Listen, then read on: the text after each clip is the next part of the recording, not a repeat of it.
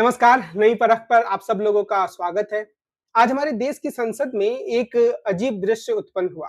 संसद के बाहर जब पूर्व शिक्षा मंत्री धर्मेंद्र प्रधान आए, तो एनडीए के सांसदों ने उनका फूल मालाओं से स्वागत किया, उनके पक्ष में नारे लगाए और कुछ पारंपरिक परिधान पहनाकर या टोपी पहनाकर उनका अभिनंदन किया। लेकिन ऐसा क्यों किया गया? क्या धर्मेंद्र प्रधान कोई बड़ा काम करके आए थे? क्या धर्मेंद्र प्रधान ने कोई बड़ी चुनाव में जीत हासिल की थी? क्या धर्मेंद्र प्रधान ने देश के पक्ष में कुछ ऐसा काम किया था जिसके लिए उनका अभिनंदन किया जाना चाहिए था? ऐसा कुछ नहीं था। धर्मेंद्र प्रधान ने जितनी बेशर्मी से वो चिपके कुर्सी से चिपके रह सकते थे, उतनी बेशर्मी से कुर्सी से चिपके रहने के बाद, पूरे देश भर में छात्रों के बड़े आंदोलन छिड़ जाने के बाद मजबूरीवश शिक्षा मंत्री के पद से इस्तीफा दिया। और यह बात बिल्कुल साफ हो गई कि वे अपने मंत्रालय को संभालने में, उसके काम को संभालने में बिल्कुल अक्षम साबित हुए हैं। बार-बार नरेंद्र मोदी की सरकार उनकी विफलता से आंखें मूंदे रही, क्योंकि नरेंद्र मोदी की सरकार में एक बात स्थापित कर दी गई थी कि हम यहाँ मंत्रियों के इस्तीफे नहीं लेते हैं। और यह माना जाता था कि नरेंद्र मोदी जी को अपनी लोकप्रियता पर इतना विश्वास है कि वे इस तरह की फालतू बातों की तरफ ध्यान ही नहीं देना चाहते हैं। यह बात जरूर है कि कोई मंत्री अगर खराब प्रदर्शन करता था, तो कुछ मीडिया में चर्चा होती थी, मीडिया में उसके बारे में कुछ बातें कही जाती थी, पर उसके बाद 2-4 दिनों में बातें शांत हो जाती थी और ये मान लिया जाता था कि निचले स्तर के अधिकारियों ने थोड़ी बहुत गलती की है, मंत्री तो गलती कर नहीं सकते हैं और प्रधानमंत्री बिल्कुल गलती नहीं कर सकते हैं। तो ऐसी स्थिति में विद्यार्थियों ने अपने आंदोलन के माध्यम से, लगातार आंदोलन के माध्यम से सरकार को ऐसा करने पर मजबूर किया। और ऐसा लगता है कि इससे जो एक झटका, एक दर्द भारतीय जनता पार्टी और आरएसएस के इकोसिस्टम को मिला है, उससे निकलने के लिए वे तरह-तरह के जुगत लगा रहे हैं। और इसमें सबसे बड़ी बात यही है कि मानो धर्मेंद्र प्रधान ने कोई बड़ा काम किया है, राष्ट्रीय हित में कोई बड़ा काम किया है। जब उन्होंने इस्तीफा दिया तब भी उन्होंने यही कहा कि वे युवाओं को गलत मार्ग पर नहीं जाने देना चाहते हैं, इसलिए वो इस्तीफा दे रहे हैं। यहाँ तक भी उन्होंने स्वीकार करने की जहमत नहीं उठाई कि अपने मंत्रालय के कुछ कार्यों को संभालने में उनसे चूक हुई, या वो ये भी कह सकते थे कि कुछ चीजों को ज्यादा बेहतर तरीके से संभाल सकते थे। यह विनम्रता बिल्कुल गायब थी। तो ऐसा लगा कि जैसे उन्हें मजबूर करके उनसे इस्तीफा दिलाया गया है। बाद में लिपापोती करने के लिए जरूर कहा गया कि पहले भी वो अपने इस्तीफे का ऑफर कर चुके थे, लेकिन ऐसी स्थिति थी नहीं। और यह एक बहुत ही दुर्भाग्यपूर्ण स्थिति को दिखाता है भारतीय जनता पार्टी के बारे में, और भारतीय जनता पार्टी की जो मौजूदा सरकार है उसके अतिरिक्त जो पूरा आरएसएस का इकोसिस्टम है उसके बारे में। यहाँ पर विनम्रता और अपनी गलती स्वीकार करने की कोई जगह नहीं है। और जब गलती स्वीकार करने का ढोंग किया जाता है, तब भी वह गलती स्वीकार करना एक नौटंकी के रूप में, एक ढोंग के रूप में, एक दिखावे के रूप में होता है। और उसमें भी एक रणनीतिक चालबाजी छिपी होती है। आप सब लोगों को याद होगा कि प्रधानमंत्री नरेंद्र मोदी ने बहुत ही मजबूर होकर कृषि कानूनों को 3 कृषि कानूनों को वापस लिया था।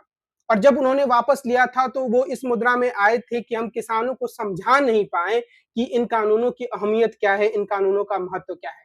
आप लोगों को यह भी याद होगा, और मैं यह चाहता हूं कि आप लोग इस बात को याद करें कि ऐसा करने से पहले 1 साल तक जब किसान लगातार आंदोलनरत रहे, वहां पर सैकड़ों किसानों की मृत्यु हो गई, तब भी भारतीय जनता पार्टी और आरएसएस का पूरा इकोसिस्टम उन किसानों को, उनकी मांगों के प्रति हमदर्दी रखने की बजाय उन किसानों को वह लगातार कहता रहा कि ये खालिस्तानी है और ये लोग पैसे वाले किसान हैं, इनकी मांगे अनुचित हैं और ये देशद्रोह का काम कर रहे हैं। और इस तरह से उनके खिलाफ माहौल बनाया गया।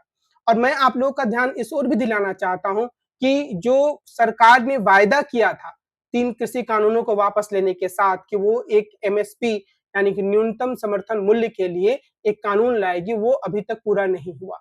और एक स्थिति ऐसी बनी जिसमें कि किसान अपने घर वापस चले गए। तो शायद सरकार को इस बात का भरोसा है कि जब भी कोई जन आंदोलन होता है, तो पहले तो उसे डिस्क्रेडिट किया जाना चाहिए, और उसके लिए तमाम मीडिया के चैनल्स का उपयोग किया जाता है, उस आंदोलन को डिस्क्रेडिट करने की कोशिश की जाती है, या कहा जाता है कि इसे फंड विदेश से मिल रहा है, इसमें जो लोग बैठे हैं वो मुस्लिम परस्त हैं, इसमें जो लोग बैठे हैं वो खालिस्तान परस्त हैं, या इसमें जो लोग बैठे हैं उन्हें देश की कोई चिंता नहीं है।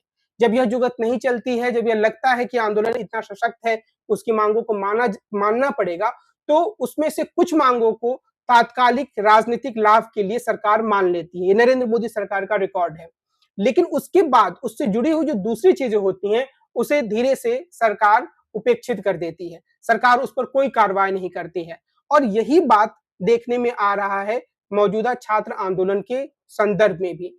एक तरफ सरकार ने यह वायदा किया कि इस आंदोलन में जो भी लोग भागीदारी किए हैं, उन पर किसी तरह की मुकदमेबाजी नहीं की जाएगी, उन्हें परेशान नहीं किया जाएगा। लेकिन अब यह खबर आ रही है कि देश के तमाम राज्यों में जिन लोगों ने भी इस तरह के प्रदर्शन में हिस्सा लिया, उन पर हिंसा भड़काने का आरोप लगाकर तरह-तरह का केस दर्ज किया जा रहा है। अब आंदोलन चूंकि अब बिखर चुका है, हम कह सकते हैं, या तात्कालिक रूप से वह नहीं दिख रहा है, सभी लोग अपने घर जा चुके हैं, तो फिर एक-एक व्यक्ति को निशाना बनाकर यह करना सरकार के लिए ज्यादा आसान चीज होती है। लेकिन जैसा कि कॉकरोच जनता पार्टी के प्रवक्ता जो सौरभ दास है, उन्होंने कहा है कि अगर सरकार ऐसा करती है तो वह गलत होगा, क्योंकि सरकार ने लिखित रूप से ऐसा ना करने का आश्वासन दिया है। और फिर भी अगर सरकार ऐसा करती है तो वे लोग फिर से एकजुट होंगे, युवा फिर से उनके खिलाफ आंदोलन छेड़ देंगे। असल में जो सरकार के काम करने की विधि होनी चाहिए, वह संवाद पर आधारित होनी चाहिए। वह मजबूरी में किसी चीज को मानने पर आधारित नहीं होनी चाहिए। लेकिन नरेंद्र मोदी की सरकार संवाद पर भरोसा नहीं करती है। नरेंद्र मोदी की सरकार उसी सीमा तक चीजों को मानने के लिए तैयार होती है जिस सीमा तक उसे तात्कालिक रूप से किसी बड़े वितंडा से, किसी बड़े दबाव से, किसी बड़े जन आंदोलन से मुक्ति मिलने का रास्ता मिल जाए। जब वो एक बार वह चीज हो जाती है तो फिर वह अपने वायदों से धीरे-धीरे पीछे हटने लगती है। हालांकि सरकार ने शिक्षा के क्षेत्र में नए कानून बनाने का प्रस्ताव किया है और उसके बारे में संसद में कल के दिन से बहस होगी। और इसके अलावा सरकार ने एक हाई लेवल टास्क फोर्स का भी गठन किया है जिसमें नंदन नीलकणी हैं। इस तरह के कदम प्रधानमंत्री ने उठाए हैं और इससे वो अपनी गंभीरता को साबित करना चाह रहे हैं। और इस तरह के काम के लिए उन्हें समय दिया जाना चाहिए कि देखते हैं इस तरह के कदम से क्या नतीजे निकलते हैं। लेकिन राजनीतिक रूप से अगर हम कहें तो नरेंद्र मोदी सरकार को जिस विनम्रता के साथ अपने विरोधियों से निपटना चाहिए था, वह ऐसा कर पाने में अक्षम रही है। और यह मुमकिन है कि जो गंभीरता सरकार अभी दिखा रही है, वह भी प्रेस में 3-4 दिनों का मामला ही हो और उसके बाद यह मामला फिर से एक लंबे समय के लिए ठंडे बस्ते में डाल दिया जाए। क्योंकि नंदन नीलकणी की कमेटी से पहले या उनके नेतृत्व में बने समूह से पहले भी कुछ ऐसी कमेटियों का गठन नरेंद्र मोदी की सरकार कर चुकी है और उसका नतीजा ढाक के तीन पात ही रहा है।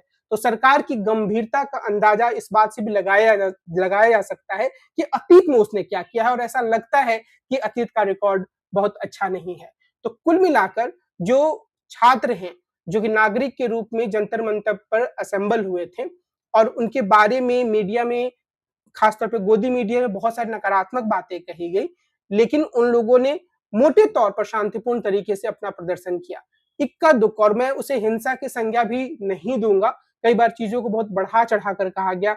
मिसाल के तौर पर गोदी मीडिया में लगातार यह नैरेटिव चलाने की कोशिश की गई कि कुछ पत्रकारों को पीटा गया, यह नैरेटिव चलाने की कोशिश की गई कि कुछ महिला पत्रकारों को पीटा गया, लेकिन यह नैरेटिव पूरी तरीके से गलत था। यह जरूर हो सकता है कि कहीं-कहीं उनकी हुटिंग हुई, कहीं-कहीं उन्हें हल्का-फुल्का धक्का-मुक्की उनके साथ हुई, लेकिन पिटाई करने जैसी कोई घटना तो सामने नहीं आई। लेकिन गोदी मीडिया इस नैरेटिव को बनाने में लगी हुई है। मैं कहना यह चाह रहा हूं कि यह पूरा आंदोलन मोटे तौर पर शांतिपूर्ण था, उसमें ऐसी कोई बड़ी हिंसा नहीं हुई। अगर कहीं हिंसा हुई भी तो वह पुलिस के जो लोग थे उनके भड़काने के कारण हुई, उनके लाठीचार्ज के कारण हुई। और अगर कुछ इक्का-दुक्का घटनाएं हुई भी तो उन लोगों को पहचान कर उनके उनके खिलाफ कुछ कार्रवाई पुलिस कर सकती थी। लेकिन पुलिस ने जो अपराध किया वह छात्रों की तथाकथित अत्यंत कम हिंसा की तुलना में बहुत ही भयावह तस्वीर है। हिंदुस्तान की राजधानी में पैलेट गन का इस्तेमाल किया गया। हिंदुस्तान की राजधानी में 12वीं में या ग्रेजुएशन में पढ़ रहे छात्र छात्राओं की बुरी तरीके से पिटाई की गई। कई के सिर फट गए, कई के हाथ टूट गए, कई के शरीर पर नीले निशान पड़ गए, लेकिन पुलिस अपनी कार्रवाई को बेरहमी से करती रही। तो ऐसे में अगर राहुल गांधी यह सवाल उठाते हैं कि इसकी जवाबदेही तय होनी चाहिए, तो यह निश्चित रूप से एक महत्वपूर्ण बात है। और यह भी थोड़ी सी आश्चर्य की बात है कि कॉकरोच जनता पार्टी ने इस तरह की मांग को नहीं उठाया और वह एक तरीके से इस पूरे मसले को रफ़ा-दफ़ा करके आगे बढ़ने की तरफ लग गई। पर मुझे यह लगता है कि ज़्यादा ज़रूरी यह है, हमारे देश के लोकतंत्र के स्वास्थ्य के लिए कि सरकार की ज़िम्मेदारी तय हो कि आखिर किसने, सरकार के किस अधिकारी ने या किस मंत्री ने यह कहा था कि जो लोग प्रदर्शन कर रहे हैं उन पे पैलेट गन का इस्तेमाल हो, या फिर किसने यह कहा था कि जो छात्र-छात्राएँ या विद्यार्थी हैं जो शांतिपूर्ण ढंग से प्रदर्शन कर रहे हैं, उन पर लाठीचार्ज किया जाए।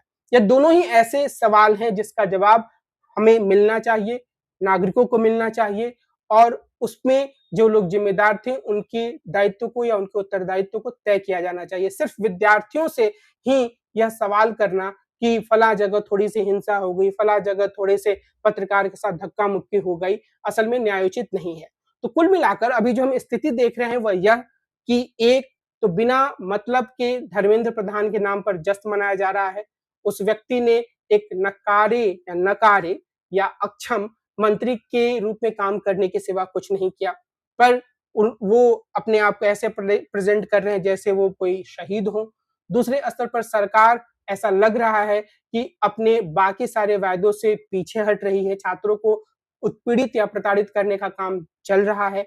तो ऐसी स्थिति में इस बात की ज़रूरत है कि जो अलग-अलग समूह हैं, जो विपक्षी पार्टियाँ हैं या जो सिविल सोसाइटी के लोग हैं, वो इन विद्यार्थियों के पक्ष में खड़े हों और इस बात को सरकार को ना करने के लिए कहें या सरकार पर ना करने का दबाव डालें कि जो वायदा उसने इस आंदोलन की वापसी के समय किया था, वो उसे तोड़ रही है, ये उसे समझाएँ और इन विद्यार्थियों को प्रताड़ित ना करें, इस बारे में भी सरकार पर दबाव बनाएँ।